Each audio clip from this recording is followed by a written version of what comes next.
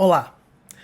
Aqui no nosso programa eu tenho trazido sempre casos reais de crimes que acabaram inspirando produções em audiovisual, sejam estas ficções ou documentários.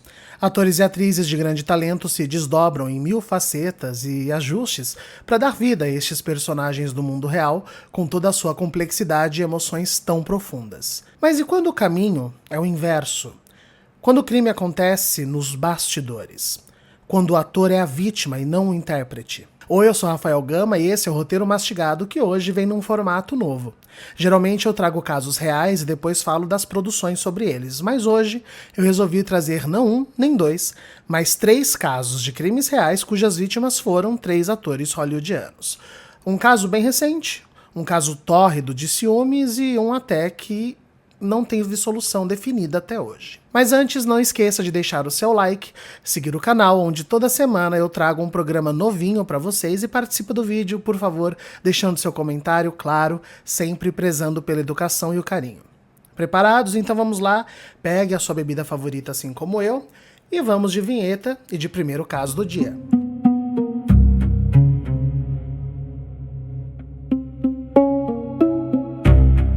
Olha só, nós vamos em ordem cronológica, tá? Então nossa primeira história data de 1959. Dizem que cada geração tem o seu Superman, assim como tem o seu James Bond. Superman, no caso, para alguns é o Henry Cavill, para outros é o Christopher Reeve, mas o primeiro para toda uma geração de americanos que acompanhavam em seus televisores o início da era da TV nos anos 50, o nome seria, sem dúvida, George Reeves.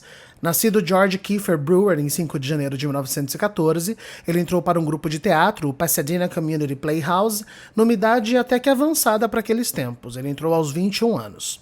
Dono de um rosto másculo, ombros largos e evidente beleza, mesmo em papéis pequenos, como uma participação em seu primeiro filme, que eu não sei se vocês já ouviram falar, um filminho aí bem pouco conhecido, chamado E o Vento Levou, ele tá lá. Também participou de outro grande sucesso, que é aquele filme A Um Passo da Eternidade. E sempre fazendo papéis discretos, mas o George tinha um rosto que era muito cativante. Junte isso à sua altura imponente, seus cabelos pretos, sedosos, e o fato de Reeves ter treinamento em artes marciais, como judô e boxe, e fica fácil compreender por que ele parecia a escolha perfeita para interpretar o Homem de Aço.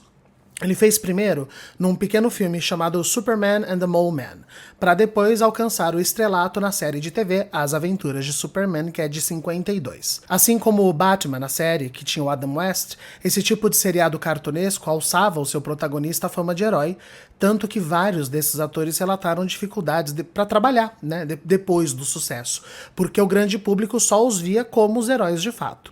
Aconteceu com Adam, aconteceu com Lou Ferrigno, que é o eterno Hulk da televisão, então não seria diferente com George, que encerrou a série em 58, ele tinha 44 anos na época, que também já é uma idade um pouco avançada para um ator tentar despontar no cinema, por exemplo. Reeves foi casado com a atriz Eleanor Needles, mas haviam se separado durante as temporadas de Superman, e logo na sequência ele começou a namorar outra atriz, que é a Lenore Lehman, de 35 anos. A própria Lenore contou que ela e George planejavam se casar em Tijuana, com data marcada para alguns dias depois do crime, tá? Essa informação é um dos aspectos controversos que alimentam as teorias de conspiração envolvendo esse crime, pessoal. A outra informação que é importante é que antes de Lenore, George viveu um affair com uma mulher casada chamada Toni Mannix, que era esposa de um dos executivos dos estúdios MGM, Eddie Mannix. Essa informação é importante também, guarda, tá? Mas vamos lá, vamos falar dele, do dia do crime.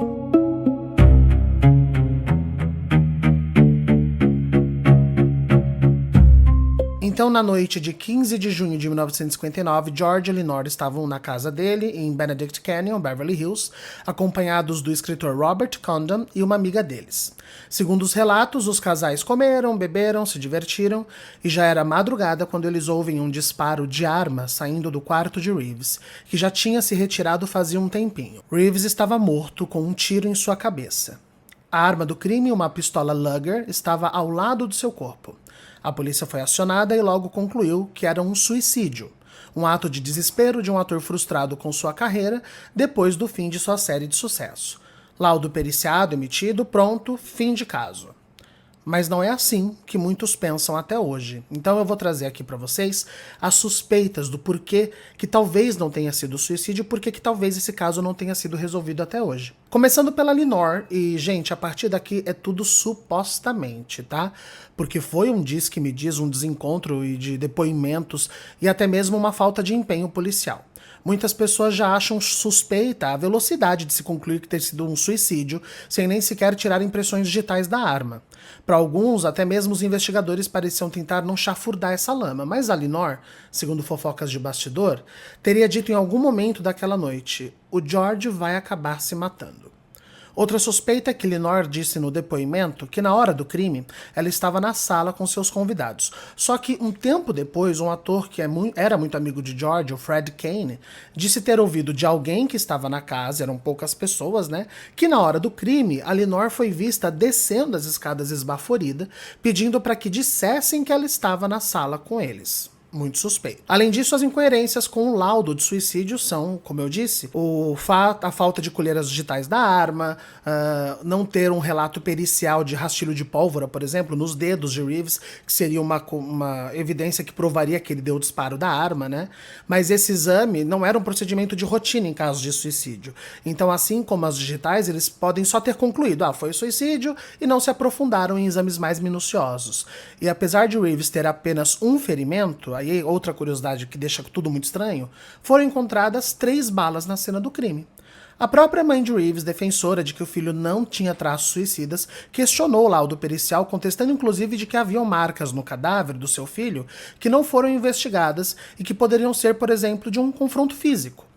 Então até hoje os fãs de Reeves defendem que aquela cena foi forjada para parecer um suicídio, desde a posição do corpo, que parecia organizado para ficar daquele jeito, as incongruências da perícia, o comportamento de Lenore junto à frase premonitória de suicídio, sendo que eles se casariam daqui a alguns dias, né? Então por que ele queria se matar? Além do casal Mannix, lembra deles que eu falei?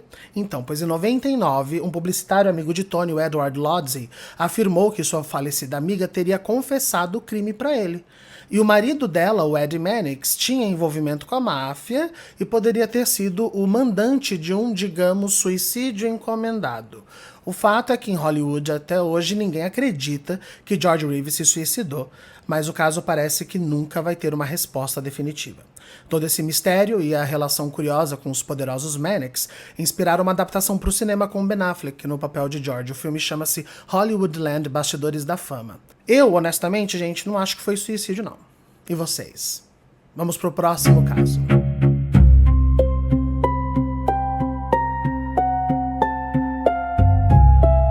Olha, esse é um caso que me pega porque eu sou muito fã do Phil Hartman. Pra mim, um dos comediantes mais versáteis e talentosos que já apareceram naquele celeiro de talentos que é o programa Saturday Night Live, um humorístico ao vivo que já tem mais de 50 anos na TV e que revelou nomes como Ed Murphy, como Adam Sandler, a Tina Fey, Will Ferrell, metade dos apresentadores de talk show dos Estados Unidos, e onde o Phil Hartman encontrou uma fama gigantesca no cenário da comédia. Isso porque o cara era um camaleão, gente, um imitador assim do mais alto gabarito. O Phil, ele modificava sua voz, os trejeitos, os maneirismos, e isso possibilitou ele imitar pessoas muito importantes como Bill Clinton, Donald Trump, Richard Nixon, Ronald Reagan. E como o SNL é um humorístico que satiriza presidentes a vida toda, o cara foi um medalhão quando entrou pro cast, né? Porque podia fazer praticamente todos. Ele era canadense, nascido em 24 de setembro de 48, foi para os Estados Unidos com 10 anos, onde ele estudou artes e se tornou designer gráfico, fazendo até capas para algumas bandas de rock dos LPs lá nos anos 70. Dono de um raciocínio veloz e imitações vocais impressionantes, como eu falei, não demorou para sugerirem que ele tentasse então algo na comédia. E aí ele entra para um renomado grupo de improviso chamado The Groundlings, em Los Angeles. Pessoal, olha, pesquisem para vocês verem, se vocês gostam desse assunto, o tanto de comediante que saiu do The Groundlings, é impressionante. Foi lá que o Phil conheceu, por exemplo, Paul Rubens, que estava criando um personagem excêntrico e infantiloide chamado Pee Wee Herman. Hartman, que era um ótimo roteirista, ajudou o Paul a levantar o roteiro de um filme, Pee-wee's Big Adventure, filme que foi dirigido por um tal de Tim Burton. Conhecem? Pois é, o personagem de Pee Wee Herman foi um sucesso, até mesmo aqui no Brasil se tornou um rosto conhecido.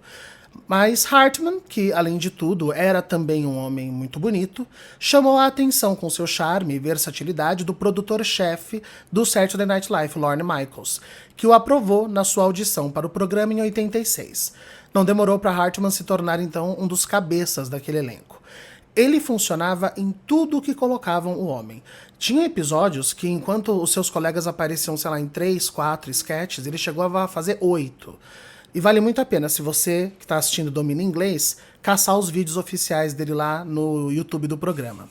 O Phil ficou no SNL até 94, ganhou um Emmy como roteirista, e ao sair, diferente do que acontecia com muitos comediantes que davam uma sumida, o Hartman rapidamente pegou uma série muito popular de comédia na época, News Radio, além de vários personagens no desenho Simpsons.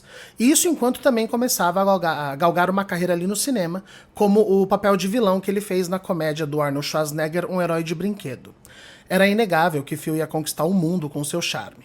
Charme esse que era motivo de muitos ciúmes de sua esposa, Bryn Omdahl Hartman.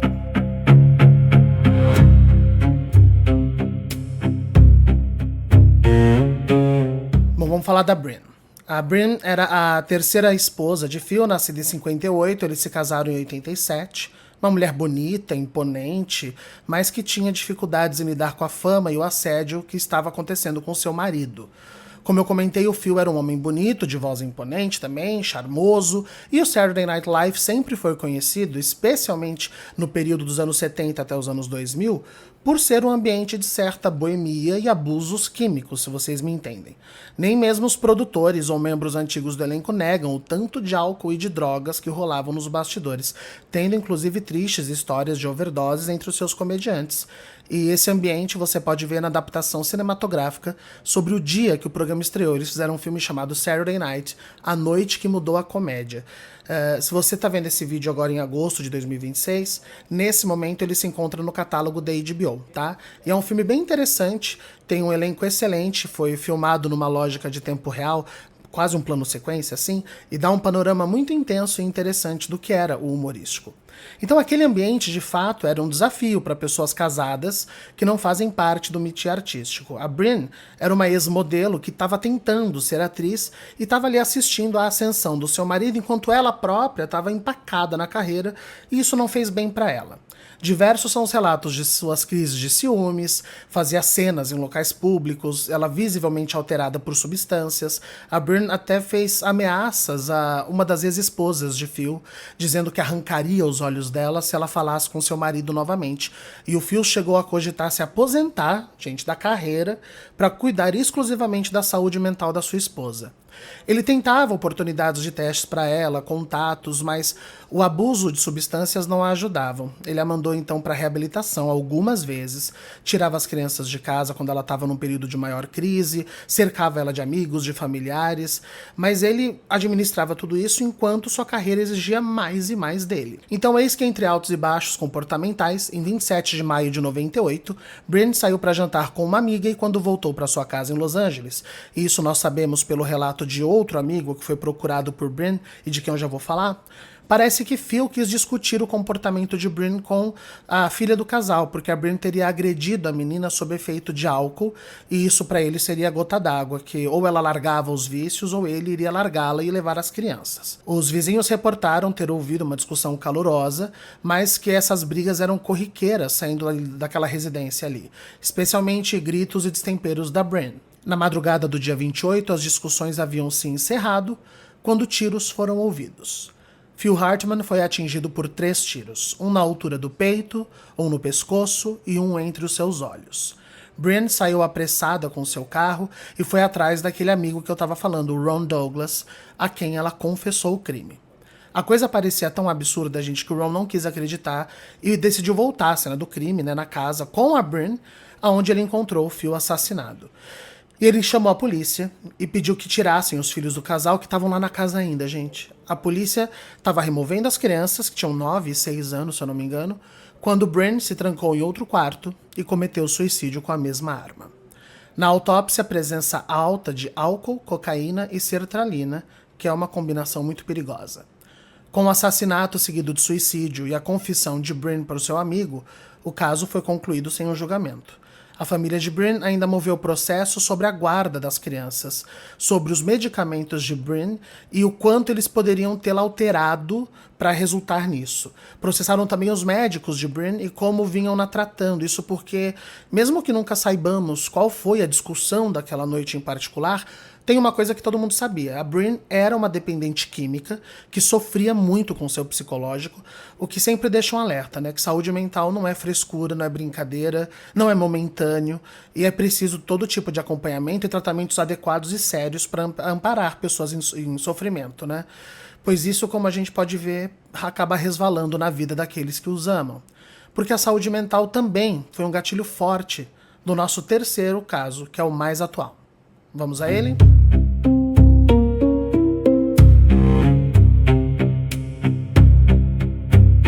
Olha só, antes de mais nada, algo muito importante é que esse caso que eu vou falar agora ainda está em andamento, tá? Tudo que eu vou trazer aqui são informações que saíram na imprensa, mas nós ainda não temos um veredito final, ok? O caso que eu vou contar agora é triste, primeiro porque a vítima foi um casal que se amava, e eram muito amados por toda a comunidade do cinema e da TV mundiais. Rob e Michelle Reiner. Não bastasse Rob ser filho do lendário comediante Carl Reiner e ter despontado na TV numa série de sucesso norte-americana chamada All in the Family, Rob acabou se tornando um respeitado diretor de filmes que são favoritos nas listas de muitos de nós. Eu mesmo tenho a adaptação que ele fez do Stephen King, Louco, Obsessão, como, para mim, a melhor adaptação de um livro do Stephen King para o cinema. Filmes como Conta Comigo, A Princesa Prometida, Harry e Sally, todos filmes amados e aclamados, com um comentário em comum entre as pessoas que trabalharam neles, que o Rob era realmente um diretor especial. Numa geração de diretores abusivos, grosseiros, megalomaníacos, o Rob Reiner ele se destacava porque era muito gentil, carinhoso, muito generoso. A esposa dele, a Michelle, que era fotógrafa e produtora, colaborou com vários dos seus trabalhos e o casal então era conhecido por todo mundo e muito queridos, porque sempre eram muito simpáticos, acolhedores e de verdade, gente, eu procurei e não encontrei um ser humano que falasse mal ou tivesse uma outra opinião que não fosse de carinho pelos dois. Whoopi Goldberg, Billy Crystal, o finado Robin Williams, Morgan Freeman, todo mundo só tinha palavras de amor por esse casal, que estavam juntos por 35 anos e tiveram 3 filhos, sendo um deles o apontado antagonista dessa história, Nick Reiner.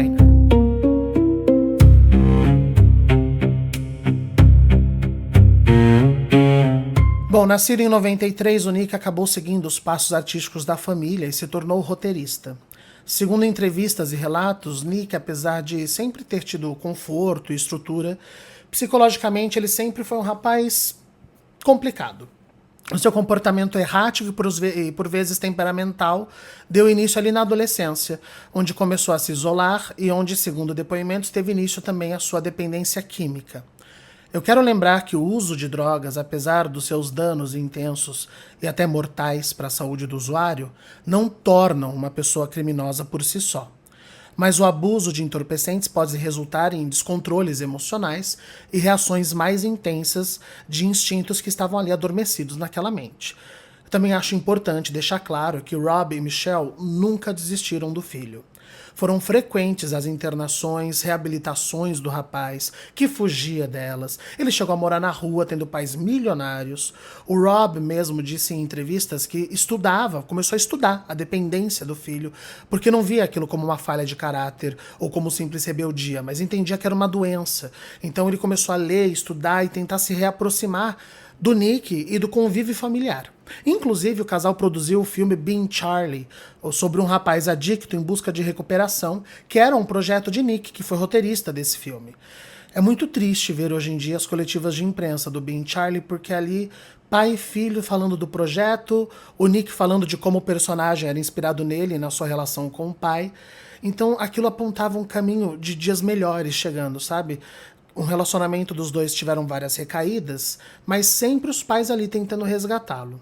Só que o Nick seguia dependente químico e não assentava em casa, não parava lá. A polícia foi chamada na mansão dos Reiners diversas vezes para conter o comportamento alterado de Nick, que ia lá para pegar dinheiro, para pegar coisas, ou às vezes só para causar tumulto. Em 2020, por exemplo, um juiz colocou o Nick, já maior de idade, sob tutela dos pais por 1 ano, isso para dar uma chance que os Reiners pudessem ter controle sobre o filho e interná-lo para tratamento. Sei que nessas idas e vindas, gente, Nick tinha seus períodos de paz, tá? Em dezembro de 2025, no dia 13, parecia que ele estava num desses momentos. Os Reiners foram numa festa de Natal do famoso comediante Conan O'Brien. Nick foi junto. Segundo relatos de pessoas na festa, em determinado momento, o Nick começou a bater boca com Rob, e isso levou os Reiner a irem embora.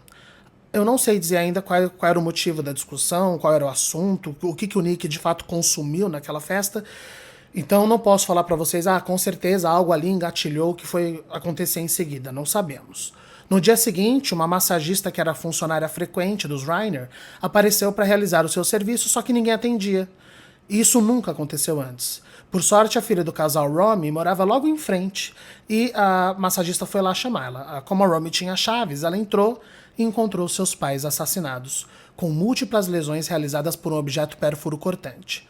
Lembrando, o caso está em investigação. Eu não posso afirmar nem qual foi a arma do crime, só posso garantir que foi uma arma branca, tá?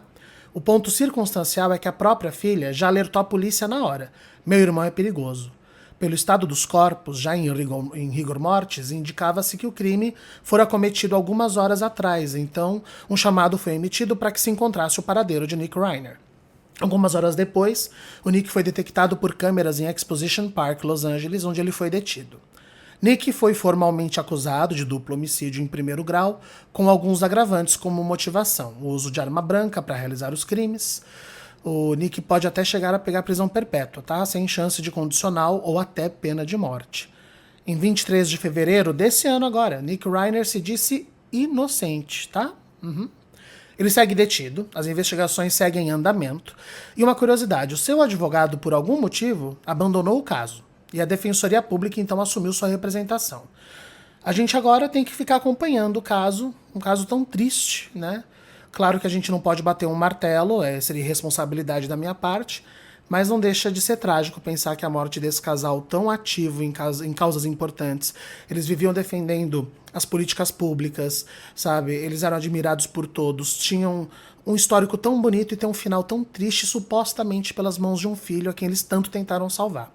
Vale lembrar que Nick, em 2025, não quis abrir a boca. Ele só foi se declarar inocente um tempo depois, o que é curioso, né? Acho importante levarmos em conta que a sua irmã, a testemunha que esteve mais perto da história toda, insiste que ele é o culpado. De qualquer maneira, muito triste. Bom, gente, 3 casos tristes e reais que nos mostram que por trás do glamour de Hollywood também existem sombras e perigos, assim como os que eles tanto gostam de filmar. Acho que a nós cabe perpetuarmos a memória e o legado desses artistas. Nesse programa eu citei o filme Hollywoodland, falei das sketches de comédia de Phil Hartman, mas eu quero terminar celebrando o cinema de Rob Reiner, a quem eu admirava profundamente. Não sei vocês, mas hoje talvez eu vou terminar meu dia revendo Conta Comigo e chorando junto com aquela história tão bonita. Que bom que os legados e obras dos artistas não morrem. Eu continuo sendo Rafael Gama. E eu vejo vocês no próximo Roteiro Mastigado. Até lá!